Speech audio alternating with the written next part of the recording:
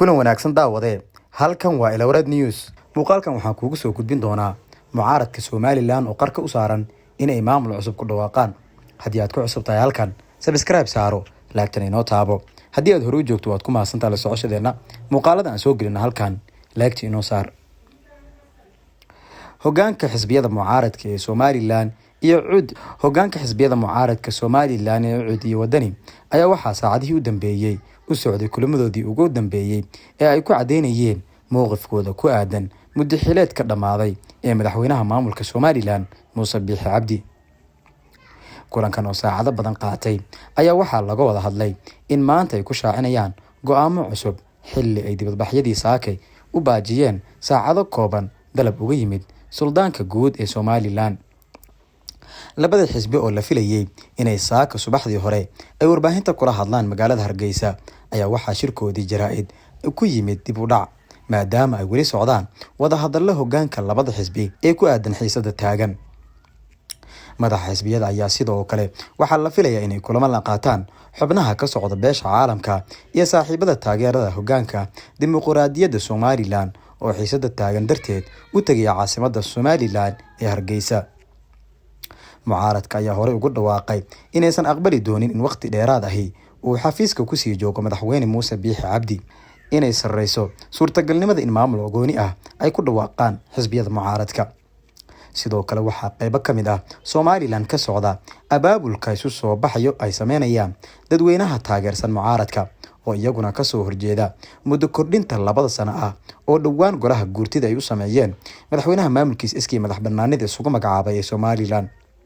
maanta ay taariikhdu tahay 13 November ayaa waxa gabi ahaanba ku eg muddo xileedkii 5 sano ahayd ee dastuurka Somaliland uu ogolaanayo inuu Muuse Biixi sii joogo xafiiska ugu sareeya maamulkaasi. dhinaca kale madaxweynaha waqtigiisu dhamaaday ee Muuse Biixi Cabdi ayaa ilaa xalay waday isku dayo uu rabo inuu ku dajiyo xiisada ka taagan muddo xileedkiisa dhamaaday isla markaana uu ku baajiyo dibadbaxyada ay mucaaradku qorsheynayaan inay ka dhigaan magaalada Hargeysa kaasi oo ay ku dalbanayaan in doorashada la bilaabo. hase yeeshee isku dayay Muuse Biixi ayaa waxa ku gacan seeray mucaaradka iyaguna ku doodaya in Biixi uu hore waxba uga maqli waayay erga dhowr ah oo isku xilqaantay wax ka qabashada xiisada siyaasadeed ee ka taagan maamulkaasi Somaliland. si kastaba saacadii u dambeeyay ayaa waxa deegaanada maamulka Somaliland ka taagneed xaalad deganaanshiyo la'aan siyaasadeed iyadoo oo laga cabsi qabo in xiisada taagan ay isku bedesho rabshado hor leh oo u dhaxaysa mucaaradka iyo xukuumadda uu hogaaminayo madaxweynaha muddaxileedkiisu u dhamaaday ee maamulka iskii madax bannaanida isugu magacaabay Somaliland Muuse Biixi Cabdi. dhinaca kalena tarsanaya reelgelin iyo madaxweyne Saciid Cabdilaahi Dani iyo beesha Ismaan Maxamuud uu ka soo jeedo madaxweynuhu danjiraha Soomaaliya u fadhiya magaalada Nairobi xukuumadda federaalka ah ee Soomaaliya Maxamed Axmed Nuur Tarsan ayaa ka hadlay muuqaal laga duubay oo ku baahay baraha bulshada kaas oo ka hadlayay arrimo xasaasi ah oo ka dhan ah beesha Ismaan Maxamuud ee degta Puntland. danjire Maxamed Axmed Nuur Tarsan ayaa waxa uu sheegay in beeshaasi ay tahay jareer isla markaana laga keenay Zanzibar isagoo tusaale u soo qaatay madaxweyne Saciid Cabdilaahi Dani sida uu ku yiri codkiisa oo laga maqlay muuqaalkan laga duubay oo qof kale ka wareysanayo.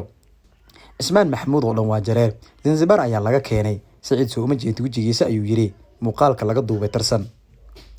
Tarsan oo qoraal soo saaray ayaa mar kale ka hadlay arintani waxa uu qiray in hadalkaasi uu yiri kaasoo ay dhibsatay beesha Ismaan Maxamuud. anigoo ah danjire Maxamed Axmed Nuur Tarsan waxaan si buuxda raaligelin uga bixinayaa hadalkii baraha bulshada la wareejinayo oo ah mid aan anigu iri ayuu yiri Tarsan. sidoo kale waxa uu raaligelin buuxda uu siiyay madaxweyne Saciid Cabdilaahi Dani boqor Burhaan boqor Muuse iyo waliba guud ahaan beesha Ismaan Maxamuud uu ka raaligeliya hadalkaasi. qof kasta oo dhibsan kara ayaa si niyad ah uga raaligelinaya gaar ahaan beesha Ismaan Maxamuud boqor Burhaan iyo sidoo kale madaxweyne Saciid Cabdilaahi Dani ayuu sii raaciyay.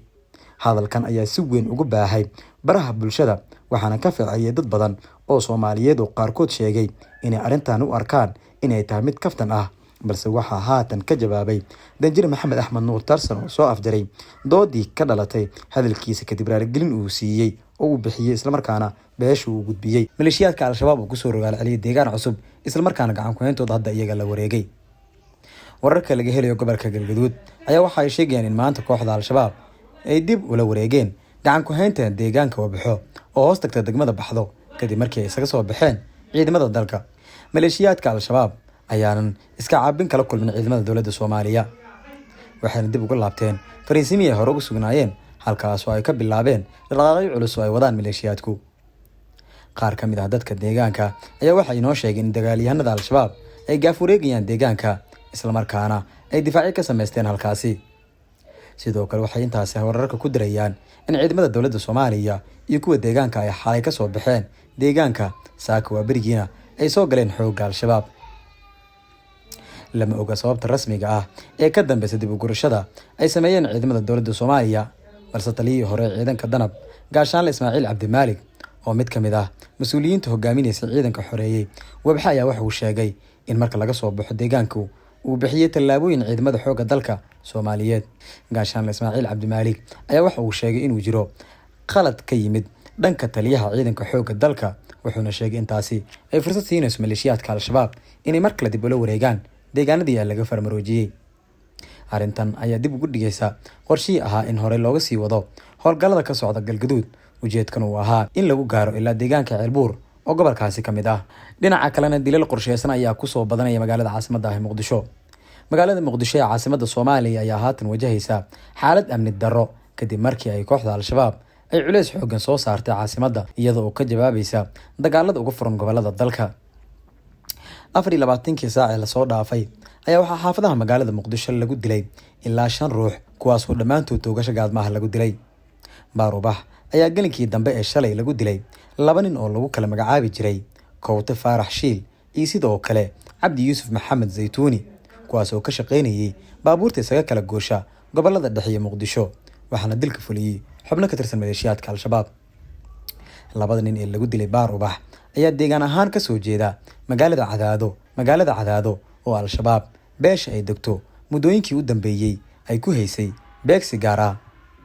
sidoo kale waxaa xalay degmada Yaaqshiid ee gobolka Banaadir isna lagu dilay nabadoon Xasan Cali Abikar oo ka mid ahaa waxgaradka caanka ah ee magaalada caasimadda ah Muqdisho.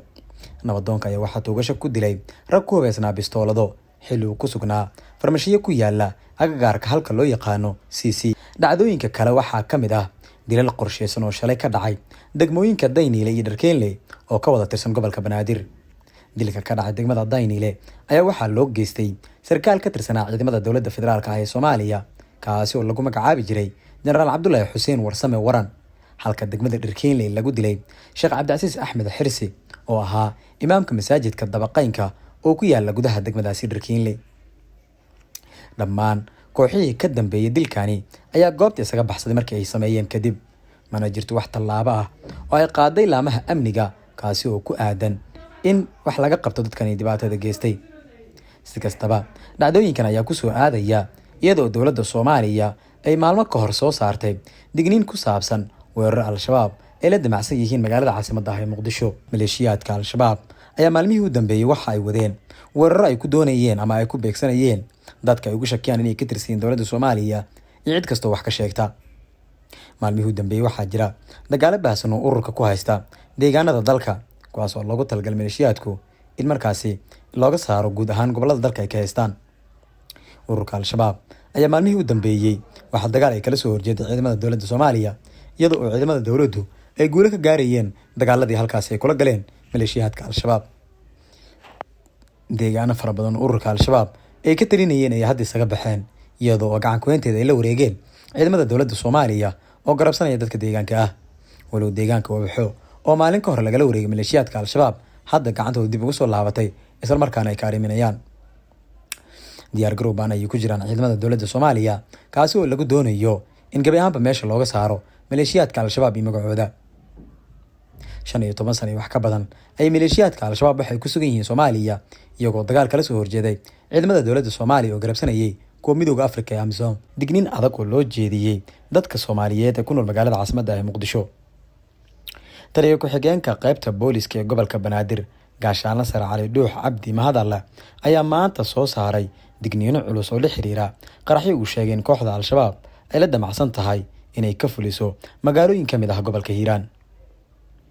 sarkaalkan ayaa bartiisa gaarka ahi ee Facebook waxa uu soo dhigay qoraal uu ku sheegay in Al-Shabaab ay qorsheynayaan qaraxyo waaweyn oo ay doonayaan inay ka geystaan magaalooyinka kale ah Beledweyne, Jalalaqsi iyo weliba sidoo kale Buule Berde oo dhammaan dhaca gobolka Hiiraan. Dhammaan dadweynaha Soomaaliyeed gaar ahaan reer Beledweyne, Buule Berde iyo sidoo kale Jalalaqsi waa in ay galaan feejignaan amni oo dheeraad ah oo looga hortagayo shirqoolada ay Al-Shabaab ay doonayaan inay ku waxyeeleeyaan oo ay qaraxyo kaga fuliyaan deegaanada ayuu yiri. Sidoo kale taliyaha ayaa qoraalkiisa waxa uu ku faray laamaha amniga ee gobolka Hiiraan inay muujiyaan feejignaan dheeraad ah si ay uga hortagaan qaraxyada uu tilmaamay in kooxda ay ka geysan karto magaalooyinka ugu muhiimsan ee gobolkaasi. Toddobaadkan gudihiis sida aan ka helayno ila lagu kalsoon yahay saraakiisha hay'adaha amniga ee magaalooyinka waaweyn sida kuwa aan kor ku soo tilmaamnay, waxaan ka codsanayaa inay howlgaladooda laban ayuu qoraalkiisa ku yiri taliye ku-xigeenka booliska gobolka Banaadir Cali Dhuux Mahadalla. Inkastoo sarkaalkan uu ku magacaaban yahay taliye ku-xigeenka booliska gobolka Banaadir, haddana muddooyinkii dambe wuxuu ku sugnaa furmaha hore ee dagaalka ee gobolka Hiiraan maadaama beeshiisa ay dagaal culus la gashay kooxda Al-Shabaab, wuxuuna ka mid yahay saraakiisha sida joogtada ahi uga soo muuqda furimaha hore ee dagaalka ee gobolka Hiiraan. Maleeshiyaadka Al-Shabaab ayaa waxa ay wadaan dadaalo ay ku doonayaan in weerar ay ka fuliyaan gobolada dalka, gaar ahaan gobolada sida baahsan ugu faafay dagaalada ka dhanka ah ururka. Gobolka Hiiraan ayaa ah halka uu ku bilowday dagaaladani ka dhanka ah maleeshiyaadka Al-Shabaab, weliba khasaaraha ugu xooggan lagu gaarsiiyey. Xubno sarsare oo ka tirsan ururka ayaa lagu dilay dagaalada ka socda gobolka Hiiraan, halka kuwa kale lagu dhaawacay. Waxaana la rumaysan yahay in maleeshiyaadka Al-Shabaab ay ka fulin karaan deegaanada gobolka Hiiraan qaraxyo waaweyn oo ay uga aarayaan dadkii uga dhintay dagaalada ka dhanka ah. Maleeshiyaadka Al-Shabaab ayaa hadda si isku mid ah u arka dadka reer Hiiraan iyo sidoo kale ciidamada dowladda Soomaaliya, maadaama ay isku biirsadeen sidii deegaanka looga saari lahaa isla markaana ay dagaal kala soo horjeedaan. Dagaaladan ka dhanka ah maleeshiyaadka Al-Shabaab ee ka bilowday guud ahaan dalka Soomaaliya ayaa waxa uu inta badan uu xoogiisa ka socdaa gobolka Hiiraan, halkaas oo deegaano fara badan ay ka talinayeen maleeshiyaadka Al-Shabaab maalmihii u dambeeyay laga saaray. Gobolada Galgaduud iyo sidoo kale Guraceel ayaa iyagana qayb ka ah halka uu ka socdo dagaalada ka dhanka ah maleeshiyaadka Al-Shabaab, walow xoogiisu uu ka socdo gobolka Hiiraan. Madaxweynaha maamulka Hiiraan ee Hirshabelle Cali Guudlaaw ayaa waxa uu sheegay in dadka deegaanada laga wareegay maleeshiyaadka Al-Shabaab ay garab siin doonaan maadaama deegaanada ururkaasi ay ku sugan yihiin inta badan ay ka jirto xaalad bini'aadamo oo ka dhalatay adeega tiimkaasi. Ururka Al-Shabaab ayaa muddooyinkii u dambeeyay waxay wajahayaan talaxumo aad u baahsan iyagoo deegaanadii ugu badnaa ee gobolka Hiiraan lagala wareegay. hase yeeshee beddelkeed caasimadda Muqdisho ayay ka fulinayaan falal amniga liddi ku ah iyagoo toogasho u geysanaya qof kasta oo ka hasha arrimahooda iyo dagaalada ka socda gobolka Hiiraan ee kooxdu markaasi lagu ciribtirayo. Madaxweynaha Jamhuuriyadda Federaalka ee Soomaaliya Xasan Sheekh Maxamuud ayaa u qabtay muddo 2 sano ah in lagu soo gabagabeeyo maleeshiyaadka Al-Shabaab. hase yeeshee sida aad wax u socdaan waxay u muuqataa in taasi ay dhici karto, walow deegaanka Wabxo oo maalmihii hore laga saaray maleeshiyaadka Al-Shabaab ay hadda dib ugu soo laabteen.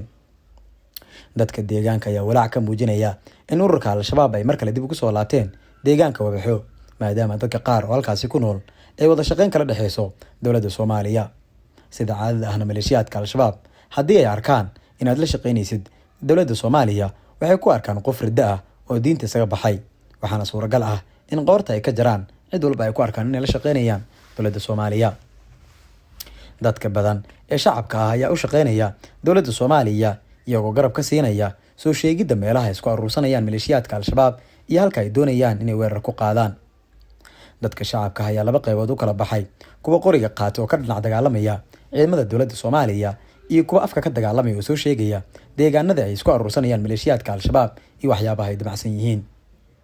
Ururka Al-Shabaab ayaa hadda u muuqata mid awoodooda ay sii hooseyso maadaama dagaalada ay galeen oo ay ku galeen gobolada qaar ee dalka intooda badan looga guuleystay,